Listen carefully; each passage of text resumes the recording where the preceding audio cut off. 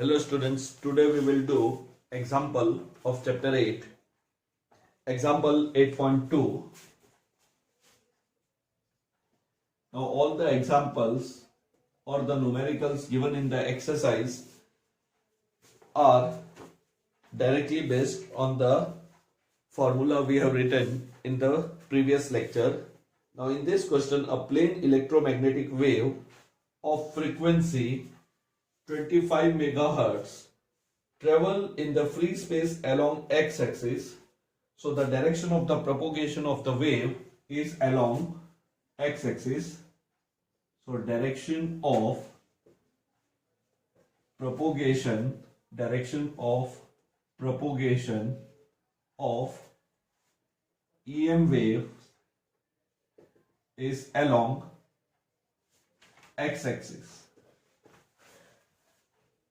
At a particular point in a space and time, E is equal to 6.3 J cap. So electric field intensity is 6.3 J cap, that is along the y axis. Given what is the magnetic field or B vector at this point. So we have to find out the B vector at this point. Now the magnitude of electric and magnetic field is related by the relation. So the magnitude of electric field and magnetic field is related by C is equal to E upon B, that is the magnitude, which implies that B is equal to E upon C. So this will be equal to 6.3 into divided by 3 into 10 raised to 8, and therefore B is equal to 2.1 into 10 raised to minus 8 Tesla. This is a magnitude. So the direct application of the formula, that is 2.1 into 10 raised to minus 8 Tesla. Now we have to find out the direction also, because we have to find out B vector. We know that E vector cross B vector gives the direction of propagation of EM waves. So here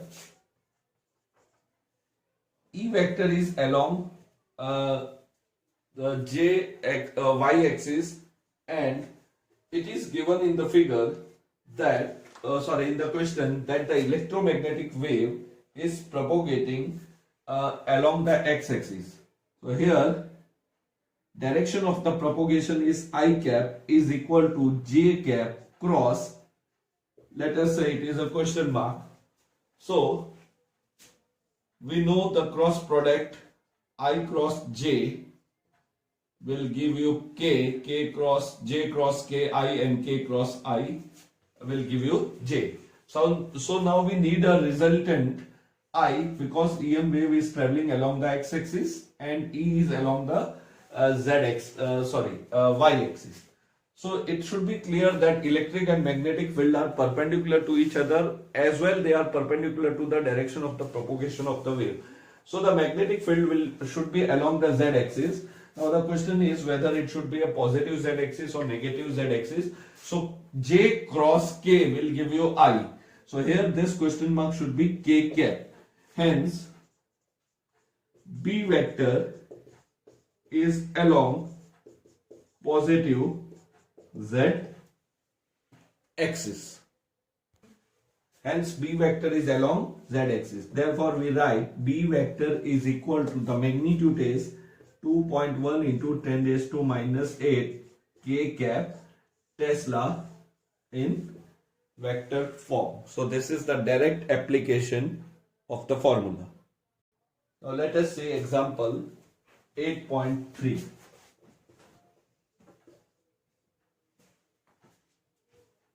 The magnetic field in a plane electromagnetic wave is given by, So we have a general formula. We know the general formula here. The By is equal to 2 into 10 raised to minus 7 sine 0.5 into 10 raised to 3x plus 1.5 into 10 raised to 11t Tesla. This is the magnetic field intensity. Now it is clear that it is written By, so the magnetic field is along y-axis. Now in the theory, we have written the general formula to be kx minus omega t. So if you have a kx minus omega t, the wave is traveling along the positive x-axis. So from this, you can determine. Now in the previous lecture, we have written the general formula for the magnetic field intensity is equal to B naught sine of kz minus omega t j cap. We have taken the electric field intensity along the x-axis, magnetic field along the y-axis, and so the direction of the propagation was z-axis. See, if you have a minus sign here, the wave is propagating along the positive z-axis as we did in the theory. Now here we can have plus minus sign. We discussed this in the theory also. So here the magnetic field is along y-axis, and from this plus minus and from this x and y or z component or this variable x, y, z, we can determine in which direction the wave is propagating. Then you have to find out what is the wavelength and the frequency. So we have to find out the wavelength as well as the frequency here. Then second part, write the expression for the electric field also. So find out wavelength, frequency, and second portion, write expression for electric field. We have to write the expression for electric field. So first we write the general equation from this. So comparing given equation, or let us name this while writing the answer. Again you write By is equal to 2 into 10 raised to minus 7 sine of 0.5 into 10 raised to 3x plus 1.5 into 10 raised to 11t Tesla. Comparing above equation with By is equal to B naught sine of kx plus omega t. We compare this equation. So the magnetic field is along y-axis, the direction of the propagation is along x-axis. We find that B naught is equal to 2 into 10 raised to minus 7 Tesla. K is equal to 0.5 into 10 raised to 3. Now we know the K is equal to 2 pi upon lambda. K is equal to 2 pi upon lambda. So the unit will be equal to radian per meter. So K is equal to 0.5 into 2 pi radian per meter. Then omega is equal to 1.5 into 10 raised to 11 radian per second. So this is compared with our general equation. So whatever equation is given, plus minus, you write the general equation in the same form. Now the first part, we have to find out the lambda, wavelength. So we know that K is equal to 2 pi upon lambda. This implies lambda is equal to 2 pi upon K, which is equal to 2 pi into 0.5 into 10 raised to 3. That is equal to, so you find out the answer here, lambda, that will be in meter. So you substitute and do the calculation. Again direct formula, K is equal to 2 pi by lambda. Then omega. Omega is equal to 1.5 into 10 raised to 11, which implies 2f nu or frequency. So either you write a symbol nu, which is used in our book. So 2 pi nu is equal to 1.5 into 10 raised to 11, that is omega is equal to 2 pi f. Therefore nu is equal to 1.5 into 10 raised to 11 upon 2 pi. So this much hertz is the frequency.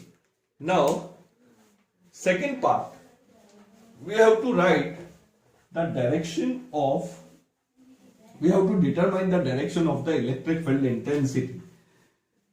Now the cross product will give you the intensity.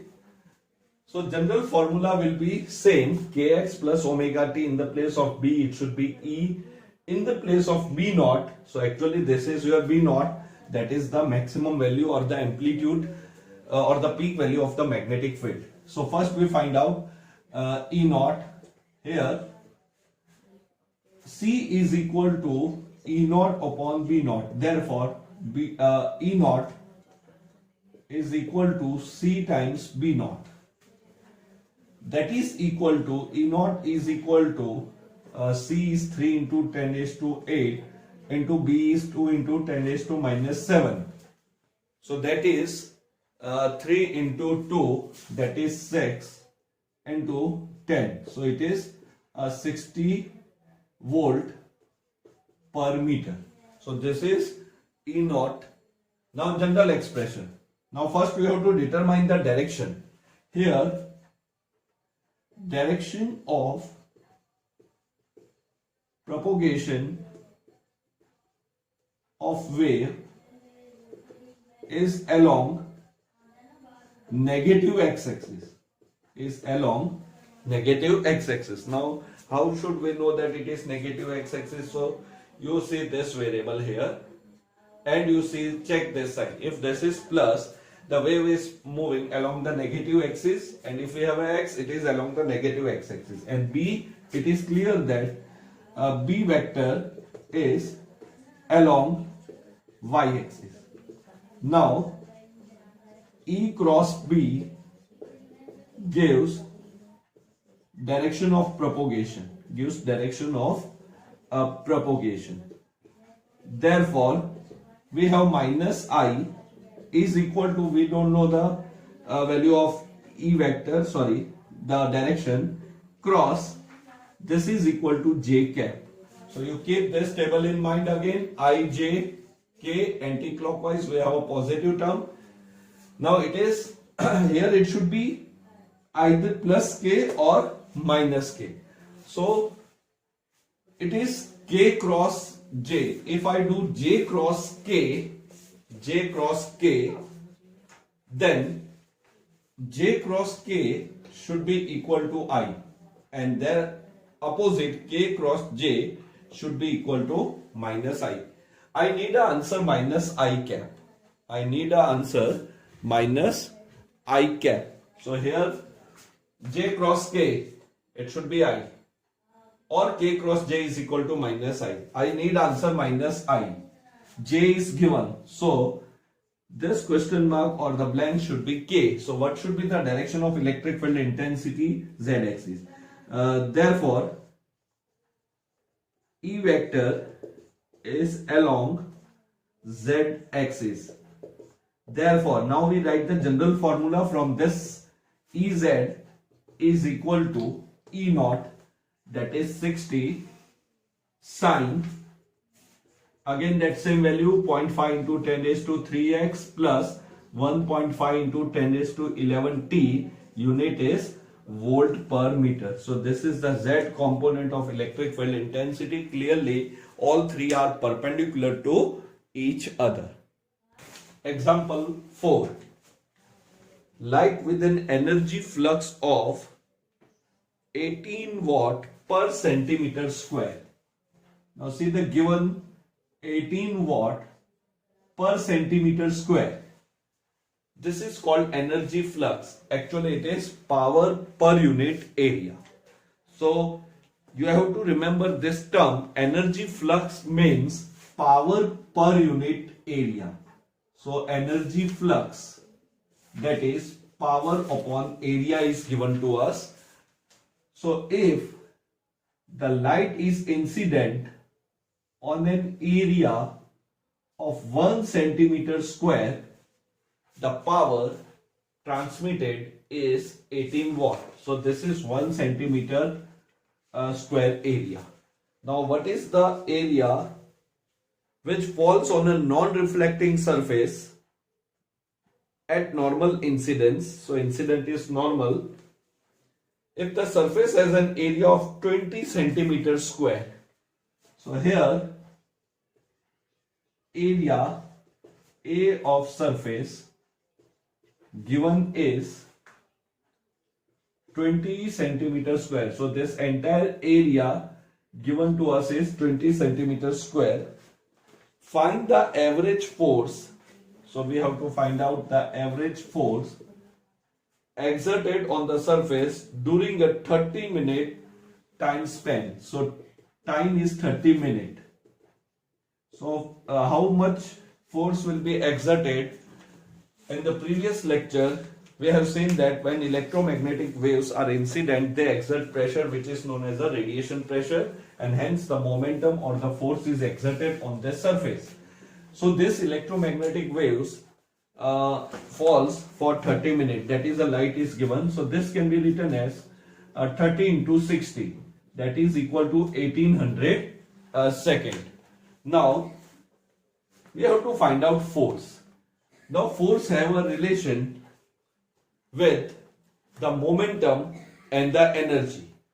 Momentum and the energy. And momentum, we have seen that the change in momentum is equal to energy upon C. That was our formula. The change in the momentum or momentum exerted to the surface.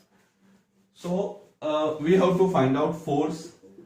What we know is delta P, that is change in momentum, is equal to delta U upon C, that is for complete absorption. Then this energy have a relation with power. So we start with the power. We know that power is equal to energy upon area. Therefore, energy U is equal to power into area. So power is 18 watt per centimeter square and the area given is 20. So this is equal to energy upon, power is equal to energy upon time. Power is equal to energy upon time.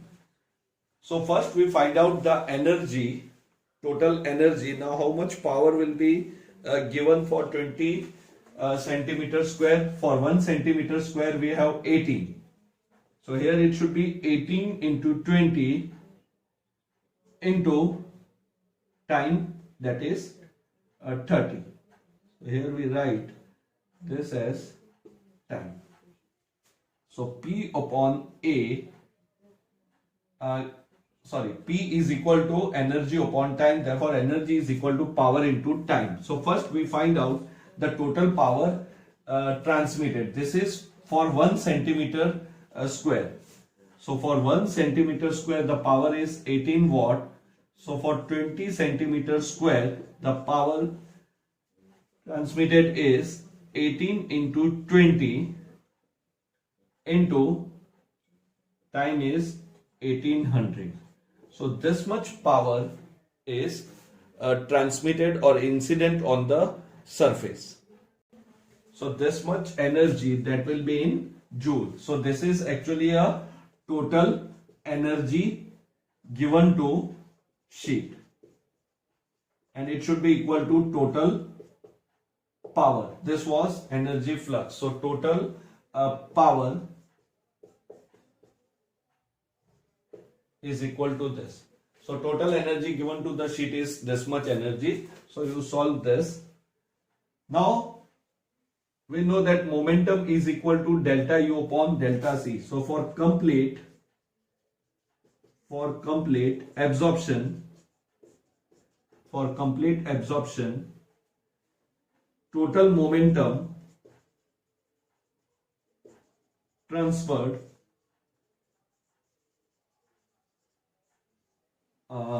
say small p now. So power we give a capital P. So small p is equal to energy upon C. So that is equal to 18 into 20 into 1800 divided by 3 into 10 raised to 8. So this much power is transmitted, and power is equal to Newton second. Now once momentum is equal to Newton second, or you can write kg meter per second. So this much this much momentum is transferred for complete absorption. It is given in the question that we have a non-reflecting surface. So we assume this as a total momentum transferred for complete absorption. Now the average force exerted. Now we apply the Newton's second law, or simply we write, now F is equal to P upon T, that is momentum upon time. So actually it is dP upon dt, but here we are assuming the average force is equal to momentum upon time. So F is equal to, again momentum is 18 into 20 into 1800 divided by 3 into 10 raised to 8. You write this value directly here, into time we have 1800. So this 1800 get cancelled. 3 1 ja, 3 6 ja. So force is equal to 120 into 10 raised to minus 8 Newton. So this much force is exerted on the sheet, 120 into 10 raised to minus 8. Now let us see example 8.5. Calculate the electric and magnetic field produced by a radiation coming from 100-watt bulb at a distance of 3 meter. So again the power is given. So power P is equal to 100 watt, and the distance of the bulb, let us take this as R, is equal to 3 meter. So we have to find out what is the electric and magnetic field at a distance 3 meter from a bulb or from a source. So let us say this bulb is a source. Now the electromagnetic wave shape will be taken as spherical. So this is how, if we have a point source, the wavefront will be spherical in nature, such that the point source is at the center. Assume the efficiency of the bulb to be 2.5% only. So efficiency is 2.5%. So let us give this given power of the bulb as P dash, so that we can calculate the power with 2.5% efficiency. So we have to find out the electric and the magnetic field at 3 meters. So suppose we have this point as a 3 meter, say R. You have to find out the electric field intensity at this point. So power given by bulb P is equal to 2.5% of P dash. Therefore P is equal to 2.5 upon 100 into 100. So P is equal to 2.5, that is 2.5% is given to us. So it becomes 2.5 watt. Now power have a relation with intensity, and intensity have a relation with the electric field intensity. You also have the formula for the energy density. So there are different methods. If we consider a power, we know power is equal to energy upon time. So time is not given in the question. So we take the help of the intensity. Now intensity is power per unit time upon area, that is equal to energy upon area. Now what will be the area of this spherical portion? It should be equal to pi r square. Therefore, so now this is energy per unit time. This is energy per unit time, that is equal to power. Therefore, intensity is equal to power. Power is 2.5 divided by the radius of the sphere, that is 4 pi r square. So here A is equal to radius of sphere, that is equal to 4 pi r square. So this is equal to 2.5 divided by 4 into 3.14 into r square, that is 9. So you substitute all this value and find the answer, and unit is watt per meter square. So this is the intensity. This is the total intensity of electromagnetic waves. Now we know that the total intensity, half of the intensity will be provided by the electric field intensity, and half of the intensity of the total EM waves is of magnetic field. So half of this intensity is equal to the intensity of the electric field. So now there are two ways to write or to find out the electric field intensity. Half of the intensity is provided by electric field and half of intensity is provided by magnetic field. However, we have derived the relation for the total intensity.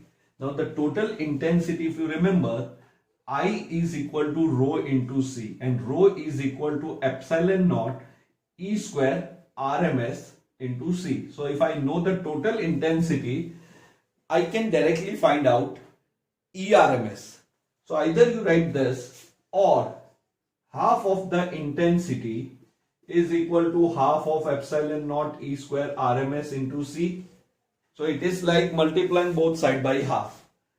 So it is better we directly use our formula. Now ERMS is equal to under root I upon epsilon naught C. So this is your ERMS.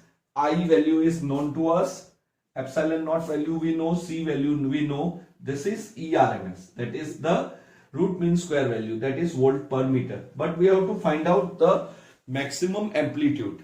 Therefore, E naught is equal to root 2 times ERMS. So whatever value you get here, that is your E naught. Also, I can be written as, now in the place of epsilon naught we have mu naught, 1 upon mu naught, that we discussed in previous lecture. In the place of E square RMS we have B square RMS C. Therefore, B RMS will be equal to under root I mu naught upon C. So I, in the place of 1 upon epsilon naught we have mu naught. You find out this B RMS. Once we know the B RMS, then B naught is also equal to 2 times B RMS. So see, what we have concluded is that the intensity of the electromagnetic wave at any point is half. Energy density is also half.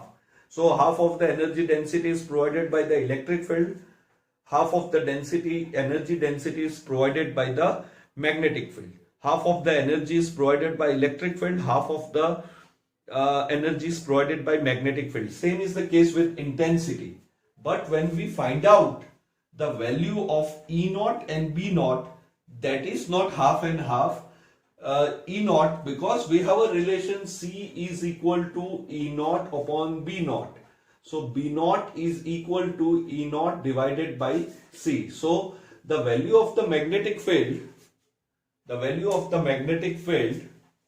is less, or the intensity of the magnetic field is less as compared to the electric field intensity, and the density or intensity comes out to be half, because in the place of epsilon naught we have the permeability of the medium. So intensity is divided half, density is provided half, but electric field and the magnetic field intensity is not half, and you have to remember the magnetic field intensity is weak as compared to the electric field intensity. So this was example 8.2 to 8.5. Then in the next lecture we will continue with the exercise. Have a nice day.